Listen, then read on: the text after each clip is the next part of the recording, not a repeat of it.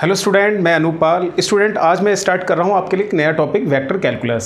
Student, ये जो हमारा वेक्टर कैलकुलस है वो BSc student, mathematical engineering just like आपका BTech students, IIT JAM students के लिए और गेट स्टूडेंट्स के लिए, और जो मैथमेटिक्स को यूपीएससी में अपना एक ऑप्शनल सब्जेक्ट की तरह कंसीडर करते हैं उनके लिए काफ़ी यूज़फुल है। ठीक है, तो ये वेक्टर कैलकुलस जो हम चैप्टर स्टार्ट करेंगे ना, इसमें थोड़ा बेसिक डेफिनेशन मैं आपको पहले ये समझाता हूँ। देखिए स्टूडेंट, ये वेक्टर कैलकुलस में हमारा पहला डेफिनेशन है स्केलर पॉइंट फंक्शन। ये मैं आपको इसलिए समझा रहा हूँ क्योंकि इसका ना काफ़ी यूज़ है हमारा वेक्टर कैलकुलस में। ये थोड़ा बेसिक डेफिनेशन है, इनको आप समझेंगे तो आपके लिए काफ़ी ईजिली रहेगा। ठीक है, तो पहला हमारा आता है scalar point function and scalar field. देखिए स्टूडेंट, ये स्केलर पॉइंट फंक्शन क्या है? देखिए, a scalar quantity which takes a definite value at each point of a region in a space is called scalar point function. देखिए student, definition के according ये है कि स्पेस में आपको कोई एक रीजन दे रखा है, उस रीजन के ईच पॉइंट पर अगर कोई एक scalar quantity definite value take करता है तो उसको, उस क्वांटिटी को आप क्या कहेंगे? स्केलर पॉइंट फंक्शन या स्केलर फंक्शन। और जो रीजन आपने कंसीडर किया उस रीजन को आप क्या कहेंगे? Scalar field. If phi is a scalar point function, suppose हमने यहाँ फाई को क्या कंसीडर कर लिया? एक स्केलर पॉइंट फंक्शन जिसको हमने डिफाइन कर रखा है किसी स्केलर फील्ड पर, और ठीक है, इन अ रीजन इन स्पेस, और उस स्पेस पर आपने एक पॉइंट कंसीडर किया है पी पॉइंट। देखिए ये 3D के हिसाब से कोऑर्डिनेट है, x y z is the point at which, जो आपने स्पेस में रीजन लिया है उस रीजन पे एक पॉइंट हमने क्या कंसीडर किया है? पी। ठीक है, तो देन वी राइट, तो आपने ये जो स्केलर पॉइंट फंक्शन कंसीडर किया है फाई, ये डिपेंड होगा किसके ऊपर? डिपेंड होगा इन कोऑर्डिनेट्स के ऊपर। ठीक है ना, ये हमारे एक्स वाई जेड, या हम इस फाई को लिख सकते हैं फाई वेक्टर आर, या ये जो पॉइंट, ये ठीक ना, पॉइंट क्या कंसीडर किया हमने? पी। अब स्टूडेंट देख रहे हैं आप यहाँ पर ये आर आ रहा है, तो आर मीन्स हमारा ये पोजिशन वेक्टर है। ठीक ना, ये आपका क्या होता है? X i plus y J plus Z के। ठीक ना, आर हमारा क्या है? Position vector. ठीक है, तो स्टूडेंट इसको हम स्केलर पॉइंट फंक्शन या स्केलर फील्ड कहेंगे। देखिए स्टूडेंट, नेक्स्ट डेफिनेशन आती है vector point function and vector field. जैसे हमारा ये scalar point function, scalar field, उसी प्रकार ये डेफिनेशन है vector point function and vector field. बिल्कुल सेम डेफिनेशन। जैसे हमने यहाँ स्केलर क्वांटिटी कंसीडर किया है, तो यहाँ हमने क्या क्वांटिटी कंसीडर किया है? Vector quantity. देखिए, a vector quantity which takes a definite value at each point of a region in space is called vector point function या vector function in that region is called vector field. तो student देखिए, जो हमने definition लिखा है, तो definition के according क्या है? आपको कोई एक स्पेस दे रखा है, उस स्पेस में हमारा एक रीजन है, उसके ईच पॉइंट पर अगर एक vector quantity definite value take करता है तो उस वेक्टर क्वांटिटी को आप यहां पर क्या कहेंगे? वेक्टर पॉइंट फंक्शन या वेक्टर फंक्शन सिंपली कह सकते हैं। और जो आपने रीजन कंसीडर किया है उस रीजन को आप क्या कहेंगे? यहां वेक्टर फील्ड। ठीक है, इसी तरह से देखिए ये एफ वेक्टर आपने कंसीडर कर लिया, इज अ वेक्टर फंक्शन जो डिफाइन करता है किसको? एक वेक्टर फील्ड को, किसी रीजन को, एक रीजन को, वो रीजन किस में दे रखा है? आपका स्पेस में, और पी हमारा उस स्पेस पर, सॉरी, पी हमारा उस रीजन पर क्या है? कोई एक पॉइंट है। तो देखिए इस वेक्टर, जैसे ये हमारा स्केलर फाई था, ये क्या है? हमारा वेक्टर पॉइंट फंक्शन। ठीक है, तो देखिए सेम ऐसे चल रहा है, फाई यहाँ पर क्या आ गया? हमारा vector function x y z के ऊपर ये डिपेंड है 3D के अकॉर्डिंग, या सिंपली हम इसको इस तरह से लिख सकते हैं।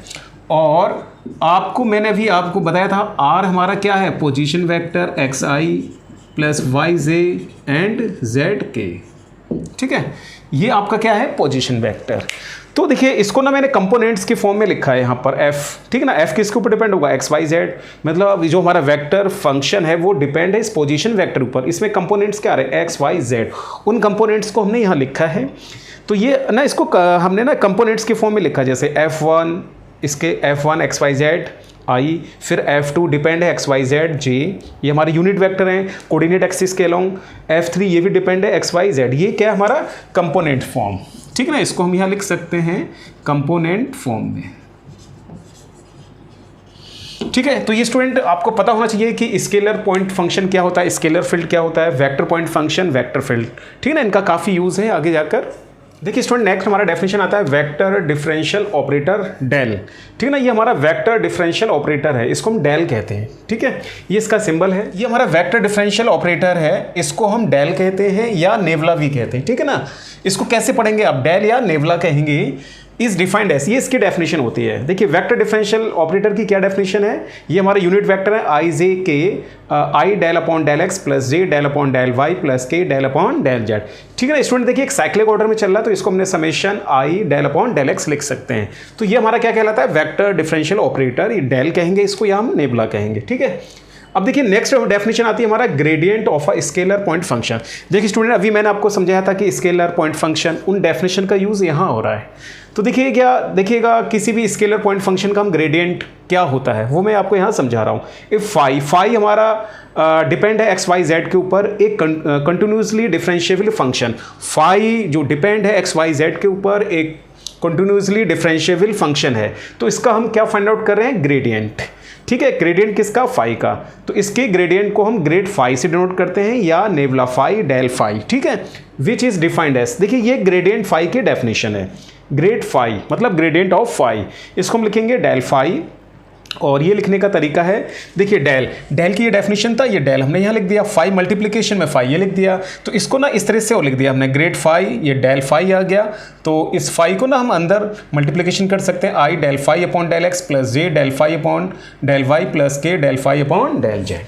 तो ये स्टूडेंट डेफिनेशन होती है ग्रेडियंट किसका, एक स्केलर पॉइंट फंक्शन का। तो जो हम ग्रेडियंट फाइंड आउट करेंगे वो किसका फाइंड आउट करेंगे, स्केलर पॉइंट फंक्शन का। ठीक है, ग्रेडियंट को हम क्या कहेंगे, ग्रेड फाई। देखिए स्टूडेंट अब मैं आपको यहाँ डिस्कस कर रहा हूँ प्रॉपर्टीज ऑफ ग्रेडियंट। जो हमने अभी ग्रेडियंट डिस्कस किया था ना उसकी प्रॉपर्टीज। देखिए हमने यहाँ कंसीडर किया फाई एंड साई, फाई और साई आपके पास दो स्केलर पॉइंट फंक्शन है। ठीक है ना, स्केलर पॉइंट फंक्शन ध्यान रखिएगा। तो पहली प्रॉपर्टी है कि ग्रेड आप किसका फाइंड आउट कर रहे हैं, फाई प्लस माइनस साई। ये प्रॉपर्टी प्लस के लिए भी होल्ड है और आपका सब्ट्रैक्शन के लिए भी होल्ड है। तो देखिए इस प्रॉपर्टी के अकॉर्डिंग क्या है, grad phi plus minus grad psi, दो फंक्शन को आप ऐड कर रहे हैं या सेपरेट कर रहे हैं, तो उसका अगर आप ग्रेडियंट फाइंड आउट करेंगे तो वो प्रॉपर्टी किसके इक्वल होगा। देखिए ये अगर प्लस का साइन है तो यहाँ प्लस आएगा, माइनस का साइन है तो माइनस आएगा। या इसको मिसाल से ग्रेड को हमने क्या लिखा था, यहाँ पर नेवला की फॉर्म में लिखा था, नेवला देखो ग्रेड की जगह लिख दिया फाई प्लस माइनस साई, तो हम nabla phi plus minus nabla psi. ठीक है, ये हमारी प्रॉपर्टी क्या है, जब दो स्केलर पॉइंट फंक्शन आपके एडिशन या सब्ट्रैक्शन में। सेकंड प्रॉपर्टी देखिए, जब दो any two scalar point function आपके प्रोडक्ट में हो। तो देखिए क्या कैसे आ रहा है, phi grad of psi plus फिर साई, और ग्रेड किसका फाइंड आउट करा हमने, फाई ने। जैसे डिफरेंशिएशन में हमारा प्रोडक्ट रूल होता है, first function as it is differentiation of second function, फिर second function as it is differentiation of first function. देखिए वही प्रॉपर्टी आ रहा है, नेवला फाई साई और करके लिखा है मैंने फाई। ठीक है, नेवला किसका आ रहा है, साई का, फिर साई एज इट इज, फिर नेवला किसका आ रहा है, फाई का आ रहा है। इसी तरह से स्टूडेंट देखिएगा ये हमारा क्या है, थर्ड प्रॉपर्टी, ये डिवीजन है आपका। देखिए फाई को हम साई से डिवाइड कर रहे हैं। तो स्टूडेंट देखिएगा आप यहाँ पर ये वही डिफरेंशिएशन के रूल के अकॉर्डिंग चल रहा है, डिनोमिनेटर का स्क्वायर करते हैं, साई एज इट इज आ गया, grad phi minus phi grad psi. ठीक है, या और करके लिखा है मैंने, ग्रेड को हम क्या लिखते हैं, नेवला फाई अपॉन साई। तो देखिए साई ग्रेड फाई के प्लेस पर हमने क्या लिख दिया, नेवला फाई, और ग्रेड साई के प्लेस पर क्या लिख दिया, नेवला साई। स्टूडेंट हमारी फोर्थ प्रॉपर्टी है कि अगर फाई आपको एक स्केलर फंक्शन दे रखा है, फाई जो है ना वो स्केलर फंक्शन है, तो उस केस में फाई कैसा होगा, कांस्टेंट। तो उस केस में अगर आप डेल फाई फाइंड आउट करेंगे तो वो क्या आएगा, जीरो के इक्वल आएगा। ठीक है, तो कन्वर्जल भी होल्ड है कि अगर डेल फाई हमारा जीरो के इक्वल है तो फाई कैसा होगा, हमारा कांस्टेंट फंक्शन। देखिए दोनों तरफ साइन आ रहा है कि नहीं आ रहा, तो ये कन्वर्जली भी आपका होल्ड होगा। तो यहाँ मैंने आपको ग्रेडियंट का कुछ प्रॉपर्टीज को डिस्कस किया है।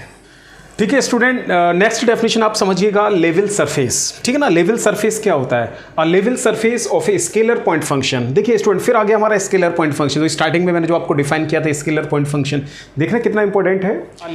A level surface of a scalar point function is the locus of points of the region at which the scalar point function phi have the same value। देखिए लेवल सरफेस क्या है, scalar point function का level surface क्या है, ये locus है, किसका locus है, पॉइंट्स का। और वो पॉइंट्स हमारे किस पर हैं, रीजन पर, eight which the scalar point function, जिस पर कि हमारे स्केलर पॉइंट फंक्शन की सेम वैल्यू हो। तो ये देखिए दस द इक्वेशन, ये जो हमने इक्वेशन लिखा है फाई एक्स वाई जेड, ठीक है ना, फाई हमारा क्या स्केलर पॉइंट फंक्शन है, ये किसके इक्वल है, सी क्या हमारा पैरामीटर। ये जो इक्वेशन है वो किसको रिप्रेजेंट करेगा, लेवल सरफेस की इक्वेशन। ये ध्यान रखना कि लेवल सरफेस की इक्वेशन लिखेंगे तो किस फॉर्म में लिखेंगे, हम इस फॉर्म में लिखेंगे। इसके लिए स्केलर पॉइंट फंक्शन का होना जरूरी है। देखिए एक मैंने इसमें प्रॉपर्टी लिखी है कि ये हमारा कोई लेवल सरफेस है। देखिए लेवल सरफेस हमने दिखा दिया है, ठीक है, इसकी इक्वेशन को हमने लिख दिया है। तो इस लेवल सरफेस पर क्या होगा, ग्रेडियंट फाई या nabla phi is a vector normal to the surface. देखिए ये हमारा लेवल सरफेस है, इस लेवल सरफेस के लिए जो नॉर्मल वेक्टर होगा, ठीक है ना, नॉर्मल वेक्टर वो क्या होगा, ग्रेड फाई। ध्यान रखना नॉर्मल वेक्टर क्या होगा हमारा, ग्रेड फाई या नेवला फाई इसको हम कहते हैं, ठीक ना। नेवला फाई लिखा हुआ तो इसको हम क्या लिख सकते हैं, और ग्रेड फाई। तो किसी भी लेवल सरफेस के लिए जो आपसे कहा जाए कि नॉर्मल वेक्टर बताइए, तो उस सरफेस का नॉर्मल वेक्टर क्या होगा हमारा, नेवला फाई या ग्रेड फाई, ठीक है। ये लेवल सरफेस की इक्वेशन है। अब आपसे ये कहा जाए कि भाई इसी सरफेस का क्या निकालिए आप, यूनिट नॉर्मल वेक्टर। देखिएगा ये तो हमारा है नॉर्मल वेक्टर, अगर आपको यूनिट नॉर्मल वेक्टर निकालना है तो इसको हमने एन कैप से डिनोट कर दिया। तो किसी भी वेक्टर का हम यूनिट वेक्टर निकालते हैं तो उस वेक्टर को किससे डिवाइड कर देते हैं, उसके मॉडुलस से। तो देखिए नेवला फाई डिवाइडेड बाई इसके मॉडुलस किसका हमने फाइंड आउट किया है यहाँ, नेवला फाई का, या इसको हम लिख सकते हैं grad phi divided by mod of grad phi. तो स्टूडेंट आपको ध्यान रखना किसी भी सरफेस का अगर आपसे नॉर्मल वेक्टर कहा जाए तो वो क्या होगा, ग्रेड फाई। अगर आपसे कहा जाए यूनिट नॉर्मल वेक्टर निकालिए तो आप उसको ना यूनिट वेक्टर में चेंज कर दीजिए। कैसे चेंज करेंगे, नेवला फाई को हम डिवाइड कर देंगे उसके मोड से, मॉड ऑफ नेवला फाई, ठीक है।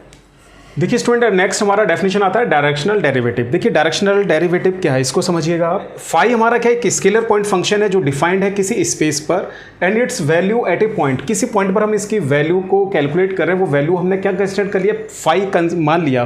वो मतलब किसी पॉइंट पर इस स्केलर पॉइंट फंक्शन की जो वैल्यू है वो क्या हमने लेट कर लिया, phi and its neighbouring point. देखिए पी, ठीक है ना, ये कोई हमारा स्पेस है, हमने क्या करा, एक ये ओ हमने फिक्स पॉइंट कंसीडर कर लिया। देखिए ये हमारा पी पॉइंट है, पी पॉइंट पर जो हमारा ये देखिए स्केलर पॉइंट फंक्शन है, इसकी वैल्यू को क्या कंसीडर किया हमने, फाई, ठीक है। इस फिक्स पॉइंट से इसका डिस्टेंस आपने कितना कंसीडर किया है, एस। क्यू इसका एक नेबरिंग पॉइंट है, इस पॉइंट पर इस स्केलर पॉइंट फंक्शन की वैल्यू क्या है, फाई प्लस डेल फाई, ये देखिएगा आप। और इस क्यू पॉइंट का डिस्टेंस यहाँ से कितना दे रखा है, एस प्लस डेल एस। देखिए डिस्टेंस में थोड़ा सा इंक्रीमेंट होगा, ये क्यू इसका एक नेबरिंग पॉइंट है, ठीक है। तो पी क्यू, तो ये जो पी क्यू डिस्टेंस आप देख रहे हैं वो कितना आएगा आपके पास, डेल एस। तो स्टूडेंट हम डायरेक्शनल डेरिवेटिव फाइंड आउट करना चाह रहे हैं किसका, स्केलर पॉइंट फंक्शन का इस पी पॉइंट पर किसकी डायरेक्शन में, पी क्यू की डायरेक्शन। देख रहे हैं आप पी क्यू। तो ये डायरेक्शनल डेरिवेटिव की हमारी डेफिनेशन है, limit del s tends to 0, ठीक है, del phi upon del s. तो डिफरेंशिएशन की डेफिनेशन से हम इसको क्या लिख सकते हैं, del phi upon del x. तो स्टूडेंट ये हमारा क्या होता है, डायरेक्शनल डेरिवेटिव। तो इसी तरह देखिए the directional derivative of phi, scalar point function हमारा फाई है, इसका हम directional derivative coordinate axis, 3 coordinate axis है 3D में हमारे, एक्स एक्सिस, वाई एक्सिस और जेड एक्सिस। इसके अलोंग क्या निकल कर आएगा, del phi upon del x x axis के along, del phi upon del y y axis के along, del phi upon del z किसके अलोंग, जेड एक्सिस के अलोंग, ठीक है। तो ये मैंने आपको डायरेक्शनल डेरिवेटिव की डेफिनेशन को लिखा है।